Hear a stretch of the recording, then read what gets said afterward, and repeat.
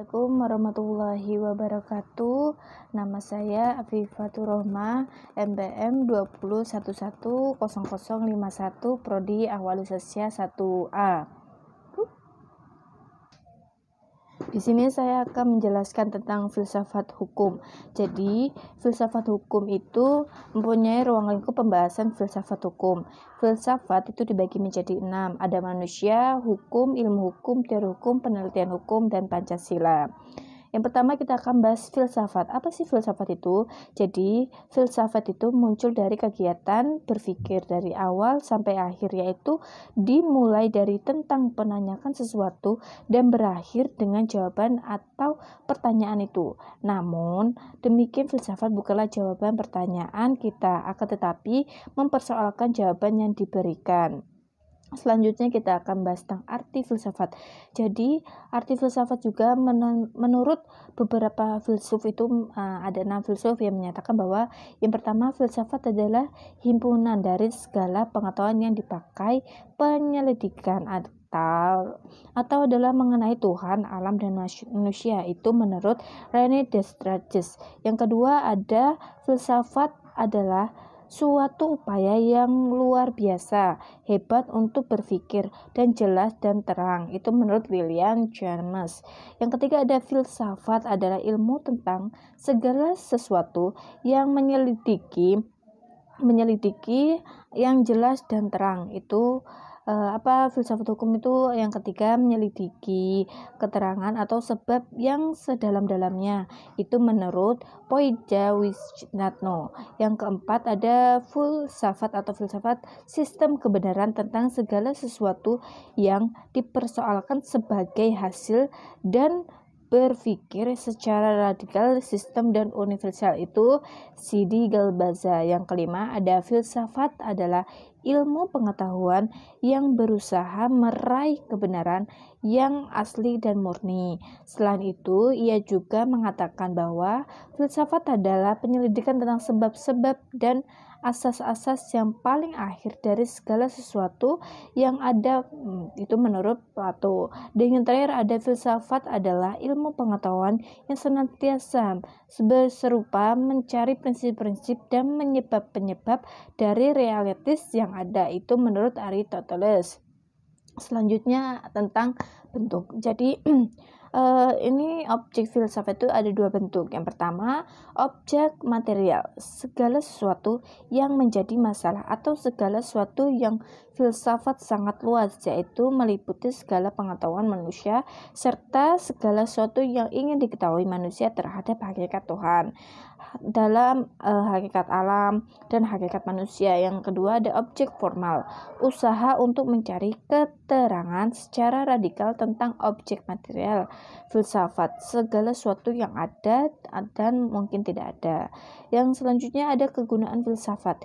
Jadi filsafat itu mempunyai 2 kegunaan, ada 2 hal, yaitu ilmu pengetahuan. Filsafat boleh dikatakan sebagai induk dari ilmu, dikatakan induk karena filsafatlah yang melahirkan suatu ilmu. Bila mana ilmu tidak lagi sesuai dengan kebutuhan manusia, maka filsafat akan selalu membuka ilmu-ilmu yang baru. Dalam kehidupan sehari-hari, manusia dan kehidupannya tidak terlepas dari keinginan untuk mengetahui tentang sesuatu yang pada mula tidak dipahami, sehingga filsafat dapat memberikan penjelasan secara kontras segala hal yang ingin diketahui manusia tersebut. Oke, kita akan membahas tentang bagiannya. Yang pertama itu manusia. Jadi manusia itu makhluk ciptaan Tuhan ataupun perpengetahuannya. Persamaan manusia. Jadi penciptaan Tuhan itu dibagi menjadi 4. Yang pertama itu ada manusia, kedua ada malaikat, yang ketiga binatang, yang terakhir jin iblis. Jadi manusia itu mempunyai akal, nafsu. Jadi akal itu sebagai pikirannya, sedangkan malaikat dia mempunyai akal.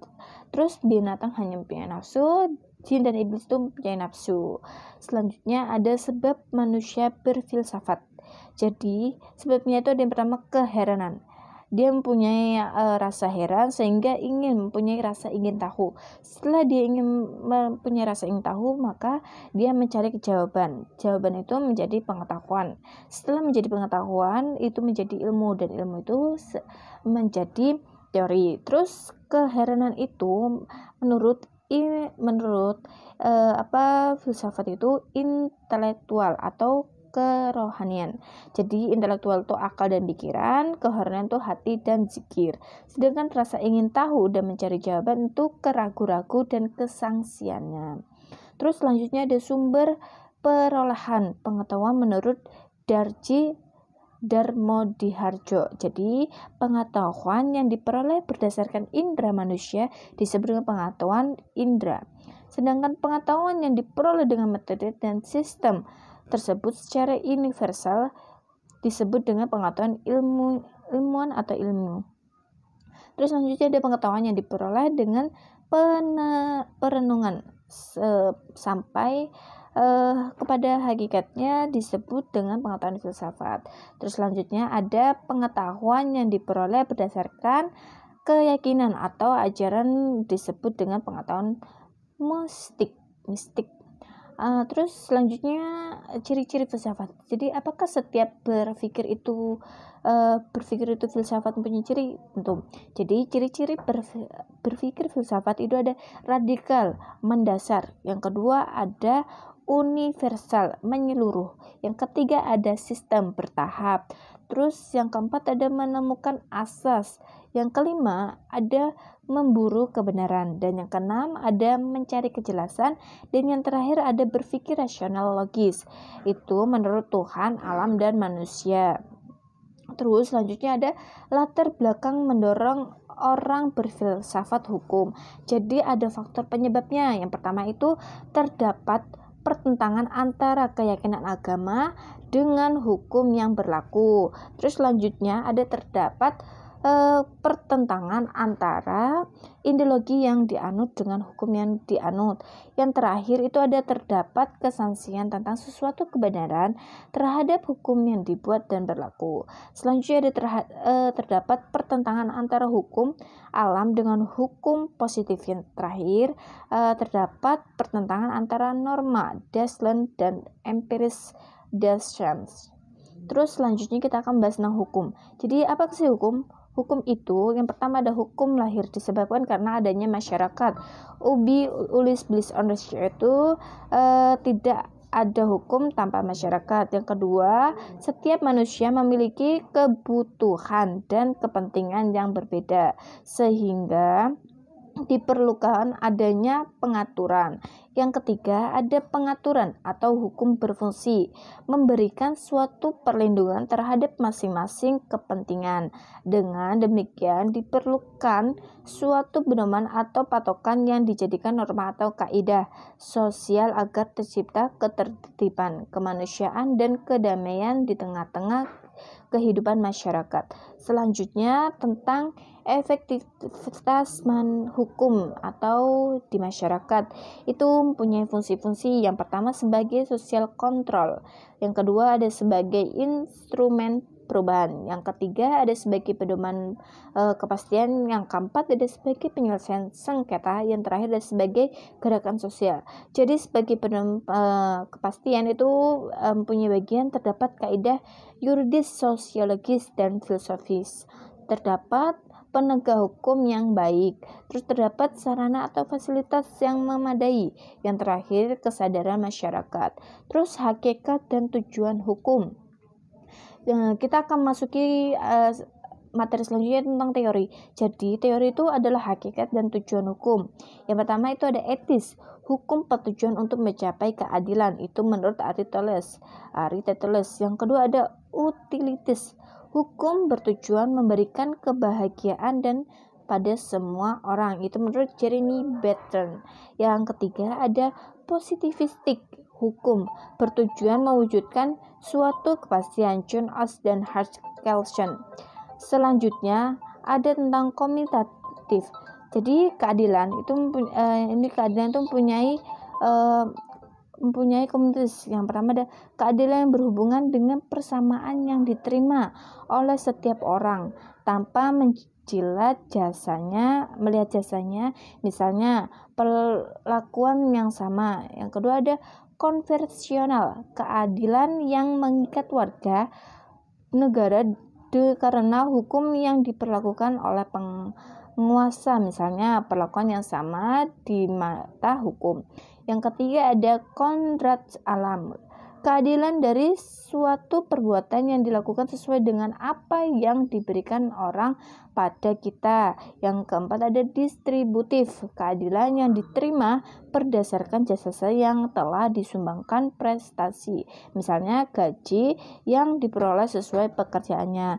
Yang terakhir ada perbaikan, keadilan untuk mengembalikan suatu keadilan atas status seseorang kepada kondisi yang seharusnya dikarenakan kesalahan dan perlakuan atau tindakan hukum. Selanjutnya kebahagiaan. Jadi hukum dapat memberikan jaminan kebahagiaan kepada individu baru orang banyak. Hukum harus dapat mengatasi dengan memberikan nafkah hidup bagi semua orang. Hukum harus dapat mengatasi dan memberikan nafkah makanan yang berlimpah bagi semua orang. Terus ada hukum harus dapat mengatasi dan memberikan perlindungan bagi semua orang. Dan yang terakhir ada hukum harus dapat menciptakan persamaan bagi semua orang. Itu menurut para filsafah. Jadi terus ada kepastian. Hukum merupakan peraturan yang di dalamnya terdapat perintah, kewajiban, sanksi, dan kedaulatan. Itu menurut John Rawls. Terus ada hukum merupakan peraturan yang dilandasi ketentuan yang lebih tinggi sehingga hukum tidak ada kaitannya dengan disiplin ilmu lainnya. Itu menurut Hans Kelsen. Kita di sini akan membahas tentang hukum. Apa sih hukum itu? Jadi hukum itu mempunyai 3 objek, hakikat, ilmu dengan landasan ontologi. Jadi yang pertama objek apa yang ditelaah ilmu. Terus yang kedua ada bagaimana wujud yang hakiki dari objek tersebut. Yang ketiga bagaimana hubungan antara objek yang ditelaah itu dengan daya tangkap manusia seperti berpikir, rasa, dan menghindari yang menghasilkan teori. Selanjutnya tentang hakikat ilmu dengan landasan epistemologi. Jadi landasan itu mempunyai 6, yaitu yang pertama ada bagaimana proses yang memungkinkan ditimbangnya pengetahuan yang berupa ilmu. Yang kedua bagaimana prosedurnya. Yang ketiga ada hal-hal apa saja yang harus diperhatikan agar kita mendapat pengetahuan yang benar. Yang keempat ada apa yang disebut dengan suatu kebenaran itu. Yang kelima apakah kriteria dari kebenaran itu. Yang keenam cara, teknik, sarana apa yang dapat membantu. Yang membantu untuk mendapatkan pengetahuan berupa ilmu itu. Terus hakikat ilmu dengan landasan aksiologi. Jadi ada juga tentang landasan aksiologi itu. 1. Untuk apa pengetahuan yang berupa ilmu itu dipergunakan. Terus yang kedua bagaimana keterkaitan antara penggunaan tersebut dengan kaidah-kaidah moral. Yang ketiga bagaimana penelitian objek yang telah berdasarkan pilihan-pilihan moral. Yang keempat bagaimana keterkaitan antara teknis prosedur yang merupakan operasional metode ilmiah dengan norma-norma moral ataupun profesional. Terus ada juga tentang beberapa pertanyaan untuk membedakan ilmu yang satu dengan yang lainnya, yaitu yang pertama, apa yang dikaji oleh ilmu pengetahuan itu ontologi. Yang kedua ada bagaimana cara memperoleh ilmu pengetahuan tersebut, itu epistemologi. Yang ketiga ada untuk apa ilmu pengetahuan itu dipergunakan, itu aksiologi. Mungkin sekian materi yang telah saya cari dari Google ataupun dari rancangan-rancangan penulis. Itu yang tadi yang saya sudah buat makalah dan saya membuat video. Mungkin sekian dari saya. Wassalamualaikum warahmatullahi wabarakatuh.